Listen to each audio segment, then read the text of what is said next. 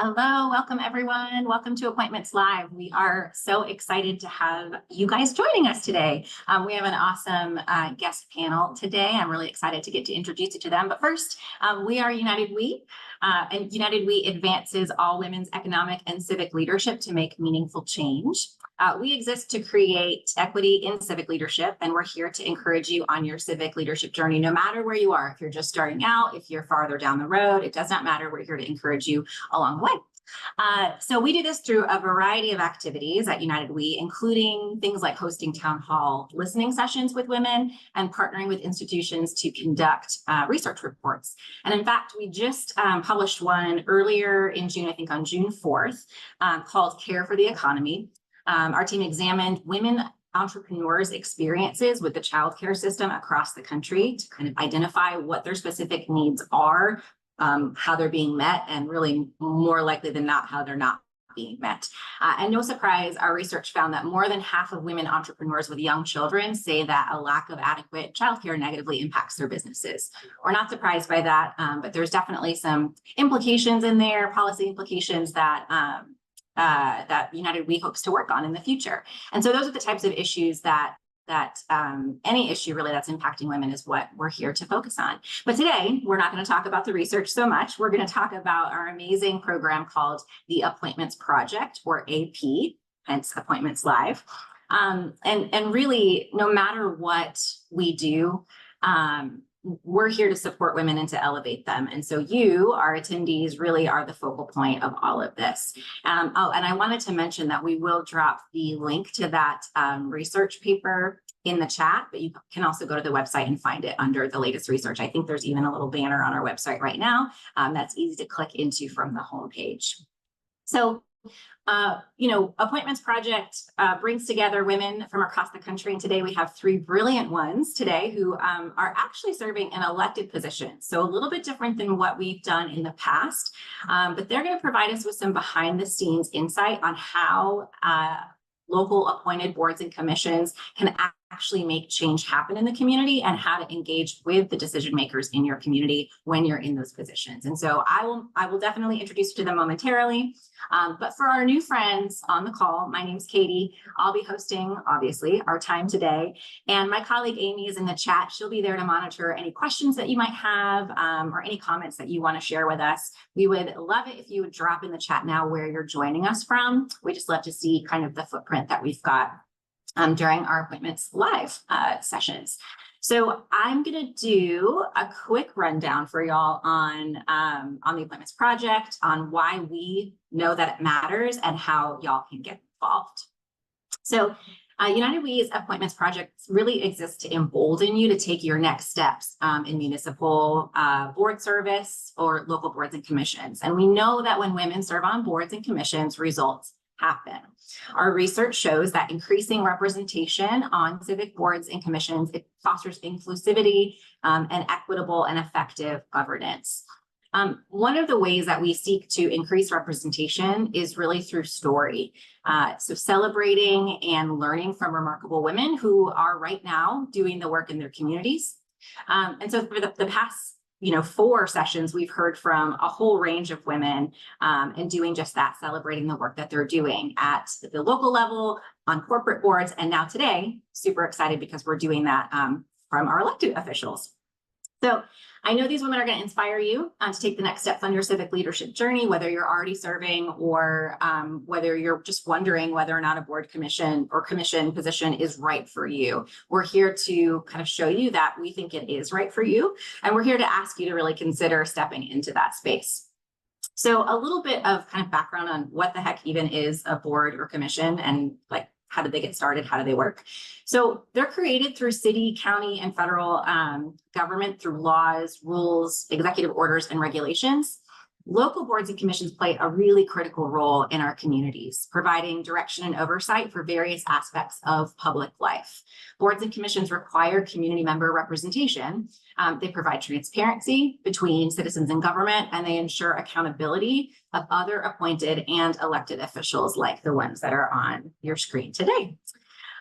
With a multitude of perspectives, experiences, and talents, women bring invaluable contributions to the decision-making processes at all levels of governance. So although commission and board are kind of used interchangeably, commissions tend to be established for a very specific action, while and are more regulatory, while boards are kind of more managerial and like supervisory or investigative. And so some examples up on your screen here, like the Historic Preservation Commission, for example, that's probably pretty common across any locality. They may review exterior changes to properties recognized as local landmarks within a historic district of your town or city.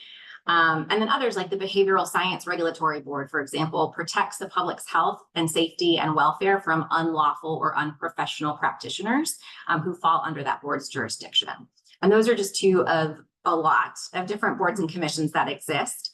And you'll find that there are some that are really common, like the Historic Preservation Commission across municipalities or cities or areas, and others that really just depend on the area that you're in. So to learn more about boards and commissions in your specific area, you really can just do a simple Google search. Not all, but many municipalities will list their openings. They'll list the full list of boards and commissions, and some will even list the openings and how you can go ahead and apply. They'll also list contact information, so don't be shy about reaching out to the chairperson of that board or commission or the city clerk or whomever is kind of listed on there. That's why they have their contact information on there for you. So if you have questions about navigating this process, please either drop them in the chat, shoot us an email. That's what we're here for, is to answer your questions and kind of get rid of the mystery around boards and appointments. So that was a lot of info.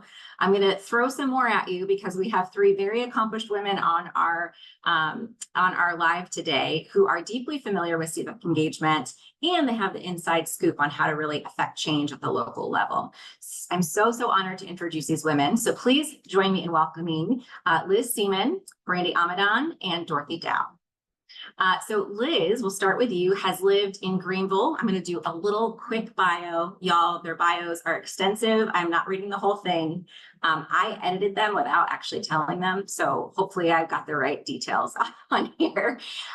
But Liz has lived in Greenville, South Carolina since 1999. She came to Furman University. You can spot the purple wall in her background for the Paladins there. In 2013 as the Executive Director of Corporate Engagement, and she currently serves as the Chief of Staff and liaison to the Board of Trustees. But in addition to that, and in addition to her extensive nonprofit experience in the Greenville area, she serves on Greenville County Council and has represented District 24 since 2008.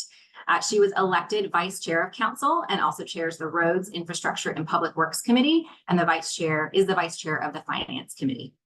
Fun fact, she's also a very accomplished amateur competitive ballroom dancer. So there's some really fun pictures, I think, in your office and elsewhere of her doing that. And she gets to wear lots of sparkly costumes. So next is Brandy Amidon. Brandy is the co-founder of Brains on Fire, which I'll let you research into that on the website on all of what she does there, but we're going to focus on her service as being the elected mayor of Travelers Rest, South Carolina, just a little ways outside of Greenville.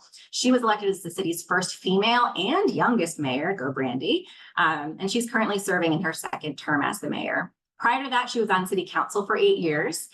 She currently serves on the board for the Appalachian Council of Governments, the Community Foundation of Greenville, and the Municipal Association of South Carolina.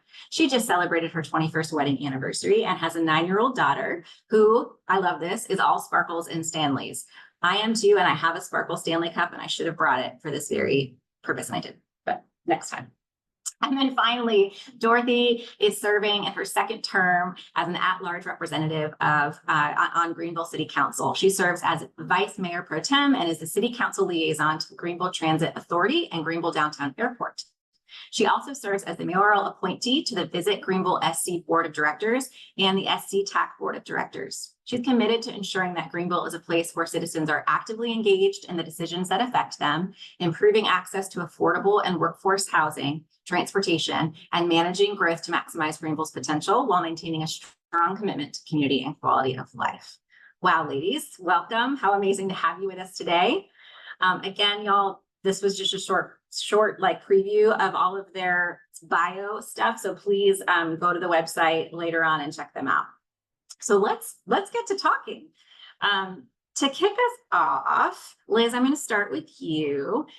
Can you just share a little bit? I'm going to get right to like the brass tacks of things, and then we can kind of like skirt around and kind of hear your journeys. But how is it that folks on local boards and commissions can actually interact with our elected officials? Sure. Thanks, Katie. Well, we actually see our board and commissions members, some of them quite often. So in addition to sort of the normal route of, email, phone calls, or social media, several of our boards are in front of us monthly, if not more. Folks like, for instance, who are on our planning commission, we see quite often at our zoning public hearings. We also see them at our planning and development committee meeting, and then possibly even at the council level. So it definitely varies by board and commission, but there are certainly a good handful here in Greenville County that are extremely active and that we engage with on a regular basis. Awesome. Is the process different, Brandy and Dorothy, from like the city perspective or from a mayoral perspective, and how they're accessing those elected officials? And Dorothy, I'll start with you. Can you share how that might be different? I was thinking ahead of you and thinking you were going to ask, is the process different for how they're appointed? And that's why I was nodding my head. Oh yeah, it's quite a bit different. That's good. But we're getting to that. I think from a city side, we, my engagement with certain board and commissioners is when I'm attending their meeting, because I want to hear their dialogue, thoughts, and more importantly, any public comment, live there present. We don't, our board and commission members don't regularly attend council meetings. Each board and commission has a staff liaison that kind of represents their thought line and dialogue if it's coming to us for a vote. So that's sort of the way, if it's something that goes before them that's for a vote, and then it's coming to us for a vote, it's usually a staff conduit. But it's an open, all of their meetings are public, so I'm pretty regularly at them if there's something on the docket that sparks something that makes me want to be there. And they have an open door to us. We know them pretty well from having appointed them. So, having spent some time going through their application and interviewing them, there is sort of that personal connection as to who they are.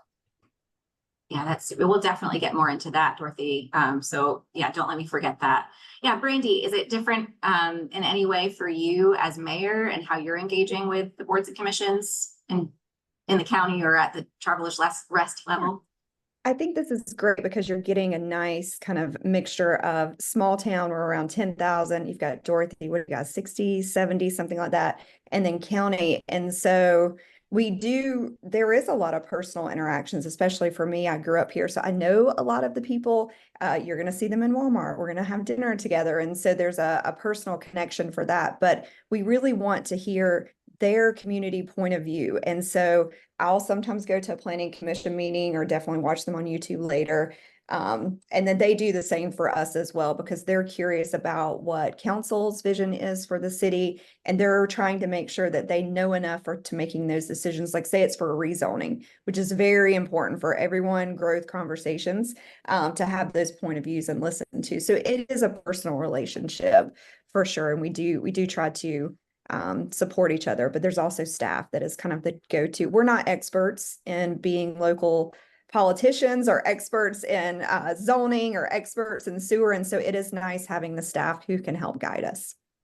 Yeah, that's actually really encouraging to hear that it's a bi-directional thing, right? I think so often, even I, with some experience in this, think like, okay, I have to chase down the elected official, or I have to make sure they hear what I'm trying to say. And really, I think that's partly true, but also y'all are interested in what is happening, at these meetings. And so you're also chasing down that information. And so hopefully you're meeting in the middle, right? To be able to exchange whatever information you're wanting to exchange. So that's fantastic.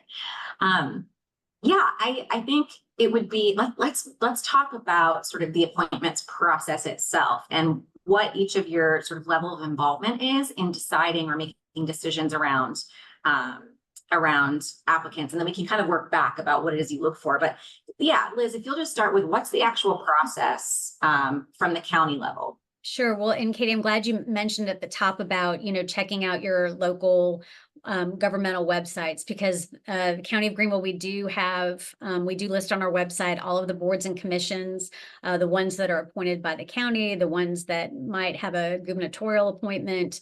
You can click on there, then you can click each one. It'll tell you a little snippet about what that board or commission does, how many seats, what the openings are.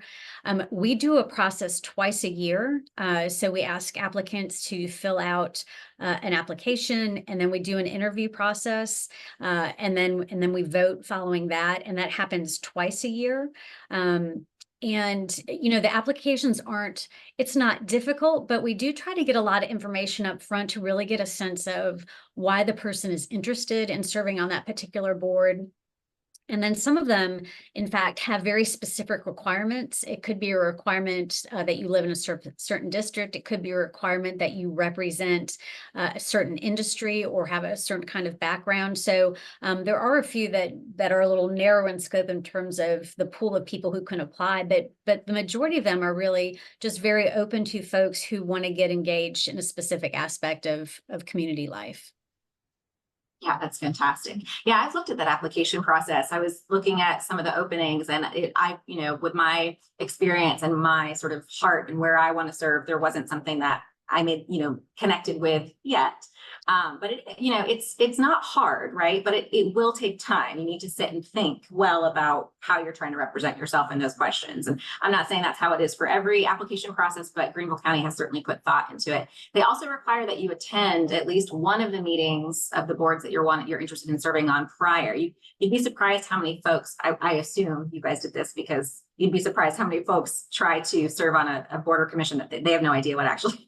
Yeah, there. no, that's right. And thanks for pointing that out. That is definitely a change. And we actually made some modifications, that being one. The other big one was the process used to be that each of the committees of council would interview a certain subsection of each board and commission, and then we would take it to the full council. And, I think just the process wasn't necessarily broken, but I do think we were challenged by the full council really not having an opportunity to hear from and engage with the applicants. And so now the process is you interview in front of the entire council. And so it just lets us all really weigh in on, because every board and commission touches the life of the county in some way. And so it's important for us to all have a say in who represents the citizens on those. But, and to your point, I mean, really thinking about what fits your interests and your skill set. And even when you do the interview process, I mean, I encourage folks to think through what is your specific, what about your background, your work experience, your volunteer experience, your lived experience is it that will help lend, what is it that you'll bring to the specific board or commission, and then also, what is it about that one? What was something that you've heard in the meeting, or as you've been reviewing the agendas? Is there something particular that sparked your interest in you wanting to serve? So good. There's so much there that I want to follow up on, and I promise we're going to get to Dorothy and to Brandy, but it sounds pretty daunting to have an interview in front of an entire county council. So help us think about how to prepare for that. I mean, I think you've given some good tips think about really what is it about you that is bringing something unique to the table, really show up as yourself, your true authentic self. But, how else might you prepare? Or is there, I'm throwing you a softball here, but is there a reason to be super nervous about standing in front of an entire county council? Well, I mean, public speaking isn't for everyone, for sure. And so, but I also think at the end of the day, you're speaking from the heart. And my biggest piece of advice is, try not to just regurgitate what you've put on your application. We've read your application. And so why you might highlight a few things, what didn't we ask you about, or what do you want to expound on that you've given us a little piece of that will make the difference? And, I think the other thing is just, and I'm sure Dorothy and Brandy would agree too. I mean, our other big piece of advice for everyone is if you don't get it the first time, don't be discouraged, and please apply again. Yeah. And then your name is, something that the council's going to remember next time, right? Like that's the beauty of that too. So awesome. Thank you, Liz, for that. If I could jump in. So at the City of Traverse, we do not have an interview process. It is an online PDF. I don't even know if I'd say it's an application. It's basically who you are, give us a little bit of your interest, tell us maybe a little bit about your job history. And like Liz was saying, more of, do you live in the city limits, some of those basic things. But when we don't have an interview process, we've never appointed someone that council did not know personally. And so I get the nervousness of presenting in front of council. So the workaround would be you need to know your council members and reach out to us and have coffee. However, I also need you to be able to sit on a planning commission and vocally share your point of view to the community. And so if you can't speak in public, it might not be the place for you, because I need you to be able to say, this is what I believe. This is why I think this is good for the city. This is why I think this is bad for the city. You could be nervous about it. You do not have to be eloquent. I am not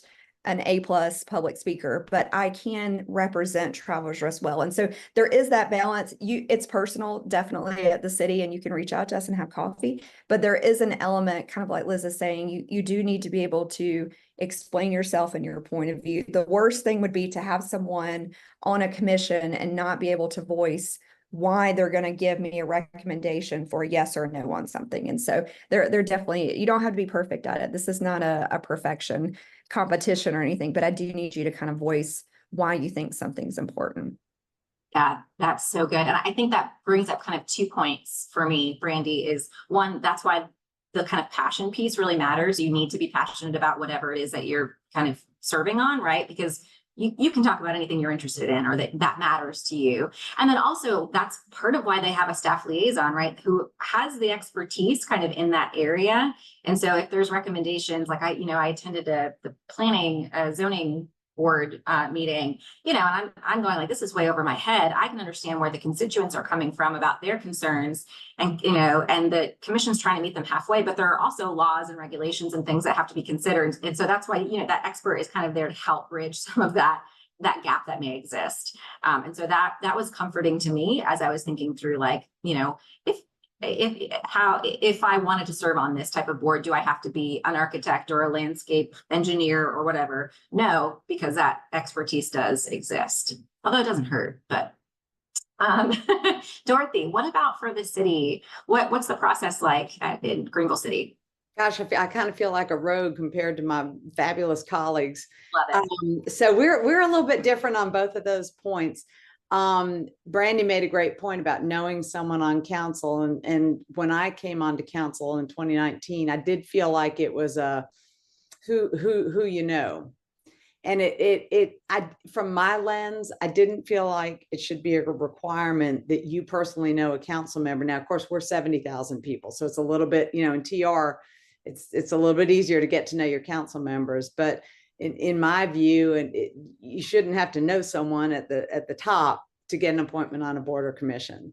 Everyone who meets the criteria in terms of living in the city, if it's must be a city resident appointee, should be able to have a fair shot. So what we did was kind of divide it and conquer, and I worked with another council member to rewrite the rules of engagement of how we'd appoint them. There was an interview process, but it was very problematic to get multiple council members to agree to a time to actually do the interviews. And so we need to streamline that a little bit more. So our process is, let's say we have an opening on our Art and Public Places Commission, and we divide our council in half, a team A and a team B. I always like to say I'm on team A and give the other team B, there. We do it right on team A, but that's our kind of running joke inside.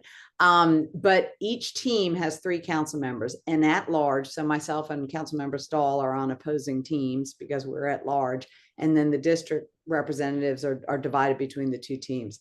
Our staff vets the applications, and staff brings forward a number of applicants that they feel like their application qualifies them for an interview. Now, with that said, let's say somebody I know has applied and I think they should have a shot at an interview. I do have the ability to say, hey, I want them interviewed too. But the first brush is based on staff recommendation, based purely on that application. And that took the whole, you need to know somebody to get on a commission, which I thought was really important for where we are now. The second thing is once you get an interview, so let's say I had that person that I said, I want them to be interviewed too. At that point in the interview, you are on your own. And I can't stress this enough. I have a lot of respect for my colleagues on council. And, there are a lot of times when one of us have somebody we would really like to see get on that commission, and they don't do too great in their interview. That was on them. And that's kind of the way it works. So from there, the appointments are made. There are certain boards and commissions where I do feel like institutional knowledge is pretty critical. Examples would be our planning commission. In my view, and I think council shares it, you should be able to, for example, read drawings. You're looking at a lot of plans for development, and that's not everybody can do that. That is a skill set. We certainly give training, but coming into it with some institutional knowledge would help. Similarly, an appointment to, say, our downtown airport commission. We're looking for some institutional knowledge in aviation, and there's plenty out there in our applicants. So that's going to kind of move somebody up. We definitely look for balance, and balance on boards can be balance in gender, balance in race, balance in where you live. In other words, balance across the districts in representation on our boards and commissions.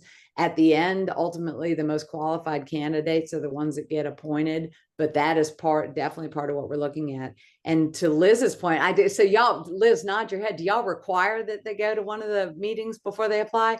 Good for y'all. That to me is a no-brainer. Anyone coming into an interview should not be nervous, but they should be prepared. So it's like you're preparing for a job interview. At the city, we have far more applications than we have positions open or available for appointment. So I would say it is always a competitive process. So the best way to prepare would be to go to at least one of the meetings and understand what they do. The other thing I would say is, and this is just as with the regular, job interview or a school interview or whatever, when you're asked, do you have any questions? You should have some questions. That's just kind of an old rule of thumb. Have a couple of questions. It's just the way to keep engaged. And Liz made a great point. We do want our applicants in the interview to tell us more. If we ask prepared questions, we're prepared with our questions. If we haven't asked them something that they want us to know about them, work that into the interview. And we welcome that.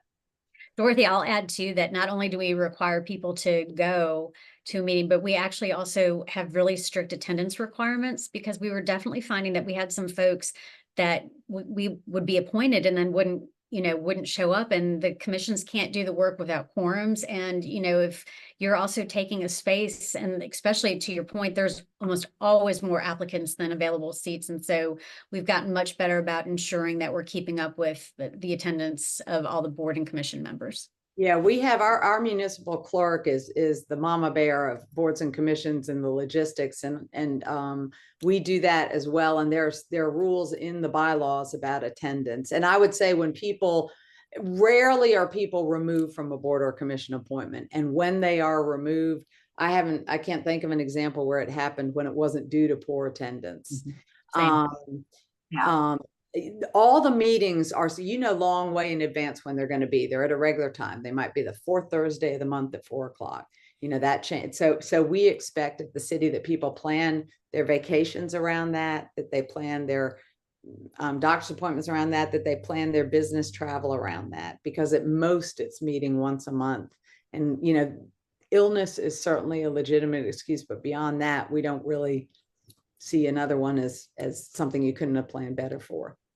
Yeah, no, I think this is so good to hear sort of the truth about this, because I think sometimes we in encouraging women to pursue these. Let me say, in encouraging women to pursue these positions, we don't want to sort of Pollyanna over the whole thing and gloss over that this is a big responsibility, and it's a privilege to get to serve on these. And and so yes, it requires your time, and there are strict schedules. And so it's important for you to do some kind of self-searching first to make sure that now is the right time. And the answer might be that now is not the right time. You're not in the right stage of life for it. And it's not because of your lack of experience for the most part. It's probably more because of just what life is bringing you right now, whether it's your job or, being a caregiver or whatever it might be, and that's okay. It doesn't mean that the door is closed forever. And so just keeping that in mind that yes, there are lots of requirements, but that's for a reason, because this work has impact on all of your neighbors. And so kind of keeping that balance in mind, I think, is really, really important. Yeah, it is So, for us, it's a big time commitment. I'm sure for the other boards too. Not only is it that presence at the meeting itself, but the vast majority, there's a packet in advance, and going through that packet, depending on the docket, can be half a day. So and then some of our boards and commissions have a work session on top of the formal meeting. So it is a serious time commitment for sure. yeah, and I think I assume you three would agree with me that if you're not sure what the time commitment is for that particular board, again, reach out to one of those members, reach out to the chairperson of that board or the clerk, somebody, and just like take them for coffee and ask those hard questions. I think that would impress me if I were on the board and thinking through like who I want my colleague to be, is that they've kind of put that thought through. So shifting gears a little bit, I'd like to ask y'all, especially for the women who maybe are starting out or trying to consider, like, is this for me? And maybe they've got the time, maybe they've got a certain passion or expertise, but they're a little bit trepidatious about their ability to sort of influence the room, especially when they're walking into a room full of either seasoned politicians, seasoned board members, folks who have sat on a board for a long time. Maybe it's a bunch of older men, which is not uncommon to walk into a room. I think, Liz, you can attest to that, being the only woman in the room. Can you just share some sort of advice or how you hype yourself up, or, to enter those rooms and, with confidence and knowing that you actually can move the needle on something? Brandy, you came off mute first. So yeah, I'll go first, and I'm sure we can riff off of each other. I think part of that confidence building, we've already alluded to, you got to show up. And so I was laughing because we have had people run for office and not have come to a council meeting before. So like, don't do that. Like, come to the meetings, be familiar, watch it on YouTube, look us up ahead of time, know whether you live in city limits. Are you in the like some of those basic things, like do a little due diligence before you come, will build up your confidence a little bit. And then it is a very personal conversation. You can get my cell phone number, you can email me. I've never turned down someone for coffee or lunch. And just have that conversation, ask the questions. What is the time? Where do you need my help? I think is always something we as local, elected officials are like, oh, you want to help? Yes, here is where I can put you to good use. And so I think just asking those questions, talking it through. If you're like, I'm not sure if I'm ready right now, go ahead and still establish a relationship with people on council, staff, so we can start to get familiar with where to put you to good use. I don't want someone on a board or commission that isn't very passionate and is going to take the extra step to plan their vacation around that board meeting. Like, you want someone who is invested, but we don't know until we've established some relationship together. So I think just do a little digging. It's not hard. You don't have to spend a lot of time figuring out how local government works. And then just show up, be curious, ask good questions. I think that's the best first step for you to figure out what you want to do and how you want to contribute.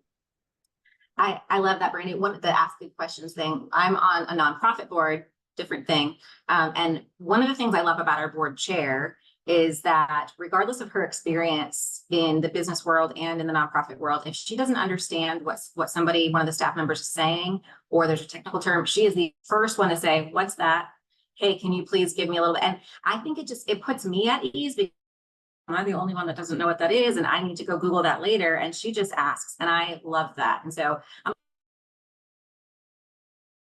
like, I want to be that person who puts everyone else at ease, that I've asked the question and kind of taken that risk. And so I encourage other people to do that too, because you're not the only one with the question. I guarantee it. So, Liz or Dorothy, what advice would you give about kind of stepping into the room with confidence? Yeah, the first thing that came to my mind is just being prepared. And I think as women, this is an area of expertise for us. I mean, do your homework. And even if you are nervous, if you come prepared, it will show. You'll be able to answer the questions. You'll be surprised how articulate you'll be able to be from the podium. But nothing beats preparation. And that applies to all all parts of life, even ballroom dancing. Love it. I cannot relate at all to any of that. The reason is that I think there are so many women that don't have that trepidation that are applying.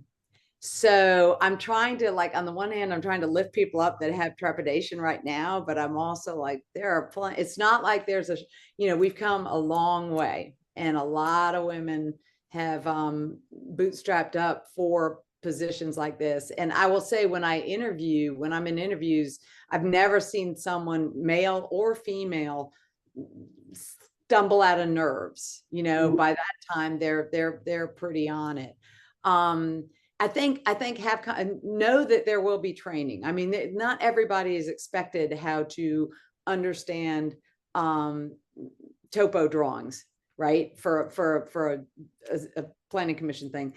And so there is training, but I think when I watch our boards and commissions in action, they have a tremendous respect for one another. That's one thing. I do think they gel very well. There is an open dialogue amongst them, and this, maybe I've just seen the really good ones. I've never seen them get into fisticuffs over anything. They come to it with respect. And I think as long as you've done that preparation that Liz is talking about, and, done your research ahead about getting the appointment or applying, it's natural to have the confidence. It really is. I actually served on one of our boards and commissions before being elected. And I do remember the first couple, I said nothing. I'd said nothing, because I was kind of trying to read the room of the personalities and the, what. But then after that, don't come in two guns cocked and a blazing when you've just been appointed, because you're with people that have already been serving, could have been serving 6 years already, maybe 2 years. So I think it's fine to be kind of silent or reserved the first 1 or 2 to kind of feel the room. But I will say, after that, when I do sit in board and commission meetings, and I do see a board or commissioner never engaging verbally, never a question, never a response, it concerns me. It's pause for thought when it's time for them to be reappointed, because I'm trying to think, what are you bringing? What are you bringing to that dialogue? And so it's just something to be aware of. Absolutely. I actually love that perspective, that there's probably a lot of women actually that are on the call now and will listen later, that they're like, I'm not timid about this. Like, look, I'm ready. And so I think that's right. I think it's important to remember that we're not all kind of wallflowers that are actually like, we know our stuff and are ready to do the work. You'll hear elected. There's a saying about women have to be asked 6 or 7 times to run for office before they'll do so. And I'm like, that is so not true. I mean, I just don't. Like, if you got to be asked 7 times to do something, forget about it. It's not the right thing. I mean, you're looking at 3 women here that I would hazard a guess, Brandy and Liz, and I know myself, did not have to be asked 7 times to run for something before we decided to run for something. There are, thank goodness, fantastic women in our community that are stepping up to serve on boards and commissions and beyond. I love it. So good. Well, I would love it if we could open it up a little bit. We've got about 5 minutes-ish left. So want to open it up for any questions. I don't know that I've seen a whole lot in the chat. We've had some folks just commenting on where they're serving now. Someone did ask, and we'll follow up with her if she's still on. I think she had to go back to work, but Nia just asked about the process for when applications are going to reopen again for Greenville County. So Liz, I don't know if you can, if you know those dates. Yeah, happy to follow up. I know Nia, so no problem. Oh, good. Okay, perfect. Yeah. Hey, Katie, one thing, and you may, this may be on your list to ask too, but I also just want to bring up, one of the unique things between elected officials and boards and commissions is that if you're unhappy with the people serving on boards and commission, or you're unhappy with your elected officials, or if you're really happy on how things are going, I mean, the big way that everyone can influence the outcome of both of those things is to vote. And so, you know, I also think this is just an important role for people to remember that, you know, we just had primary season here in Greenville, and for the majority of the seats that were up, the primary was the election. There's no general election opponent. And so just remembering the full cycle of how everything works is that the makeup of your various elected bodies will determine the makeup of your boards and commissions. And so just wanted to highlight that that's just a point to remember in the whole universe of all things elected and appointed. Yeah, thank you for that, Liz. That is super helpful to remember. One question that we had come in is, and I think, and Sharon, I want to make sure I get this right, but she said philosophically speaking, so let's philosophize for a moment. Play the game or change the system? And so I think she's asking, like, you know, do you pick one? Do you do both? And I feel like this could be like a topic that we could spend a lot of time on. But if anyone, like, if anything is kind of jumping out at you that you want to share to that question. I can start.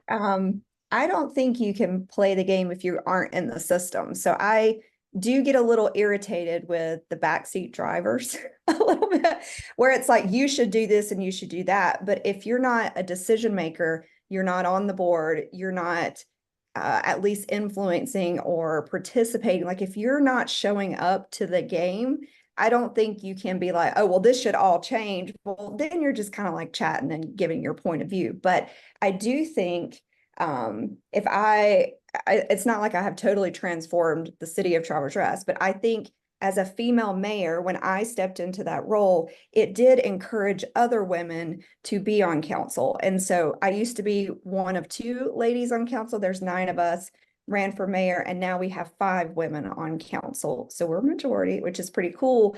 But I think like that would not have happened if women wouldn't have stepped into that role. And then it is encouraging to where if you are nervous, or if you are the one that's more bold, like Dorothy over here has no problem speaking in public, then you can come together, because then you have a team of people that you're leading on. But you can't you can't like not come to a council meeting and think you're going to change the trajectory of something. And so I do think there's some of that showing up, but you also put yourself at risk and exposure leaning into a leadership role, because you're imperfect. You're going to make a mistake. You're also going to make someone mad. I give this example: until you've had your 3rd grade teacher, who is your best, most favorite teacher, slightly yell at you about a zoning issue as an adult, do you really understand, like, oh, I have stepped into something and I'm going to have to tell my favorite 3rd grade teacher no, because it is the right thing for the city. So I say all that to say, like, there is some of that leaning into, but you do have to show up in order to make change and have positive impact on the team. You can't just be on the sidelines, just bitching and complaining. That's not fair. Yeah. I don't know. It's hard to understand that question without hearing the tone of the question. Yeah. But if the person asking the question is saying, so am I better off playing the game of schmoozing to get an appointment versus go through the application process? I guess if I left with one thought, I'd say, I don't feel like schmoozing in the city is going to get you that, right? At most, that could get you to have one council member or some council members say, I'd like them to be interviewed. Like, let's say you didn't get picked based on staff, culling. That could get you into the interview. But again, you're going to have to shine in the interview. If you don't shine in the interview as much as the others, our council members, we've all had our pony, so to speak, not win, and it came down to the interview. And just know that, again, it is a competitive process, and there are so many qualified people out there. It astounds me how many qualified people we're so lucky in Greenville to have the talent that we have, really. Yeah. I'll just say too, I think, acknowledging that for some elected officials, not all, that there is gamesmanship to it. But we could do a whole nother session on, like, how do we even break that cycle? If more of us would agree to not play the game, could we affect some different kind of change? But I don't know. I'm with Dora. I think at the end of the day, do your homework, be prepared, present yourself well. And then to Brandy's point, but but show up. I mean, that's also another way to do it. And again, I'll go back to my whole thing about voting. Show up and hold your elected officials accountable, because if you don't like what they're doing, or on the flip side, if you like what they're doing, don't assume that they're going to get reelected without your vote. That was great. That was a wonderful, wonderful nugget. Thank you, Liz. Yeah, Dorothy. Okay, this really confuses people in the city in terms of applicants, and I hadn't figured out a way we can make it better, but you'll see people coming up for reappointment, and it could appear to somebody from the outside looking in that that's going to be an open seat. I will say at the city, we traditionally reappoint people if they're eligible for another term, if they're doing a good job, definitely if they're attending, all those things. It would take a lot to not reappoint them in specific reasons. So that could be confusing to people because they think it's more available for an open seat than it really is. Yeah, I would say, I mean, we require incumbents to interview and reapply every time. So, but to your point, Dorothy, and many of our boards and commissions don't have bylaws that have term limits written into them. So if an incumbent chooses to reapply, they're definitely welcome to. And yes, barring if they've had good performance and they've had good attendance, which is also hard too when you're trying to also get some new people in the cycle. But that's definitely a good point. Yeah. And just to clarify too, from a county perspective, our next cycle will start in September. Perfect. Thank you. Thank you, Liz, for that. Well, ladies, I know we could keep talking. I wish we could keep talking because I think there's a lot of different kind of topics that we could go down here. But I'm so grateful for the three of you for lending your time, your expertise, your talent, your heart to this discussion today. And so for everyone else on the call, if you feel inspired by what you heard, I really hope you'll take the next step in your civic leadership journey, whatever that is. And if that's an exploratory phone call, attending a meeting, or submitting your application, or deciding that this isn't for you and maybe there's another way to get involved in your community, any of those things are beautiful and wonderful, and we want to ask you to do that. If you are interested in joining our network of women, we have thousands of women connected. Please go ahead and scan the QR code or hop to this link here that Amy just dropped in the chat. You can join the Appointments Project Network. You get access to a toolkit that helps you sort of navigate the broader system. You have access to the United We team if you have any questions, and then there will be follow-on content and events that you'll have kind of first access to as a part of the network. And then finally, we really would love your feedback. You know, we've been doing this for a little over a year now, and we want to make sure, has that been a year? It has. We want to make sure that we're doing it well and that we're talking about the things that y'all want to hear about. One of the things we pride ourselves on is listening to women and actually taking what they say and applying it to how we do our work. So you'll get, there's a survey link in the chat here. You'll also get a follow-up email and have an opportunity to fill out that survey. And I really would ask that you do that for us so that we can provide better content, even better if it's possible, next time. So thank you again to Brandy, Liz, and Dorothy for all of you for joining us today. We hope you will join the Appointments Project and the network and share with your friends. And we will see you next time on Appointments Live. Bye, y'all.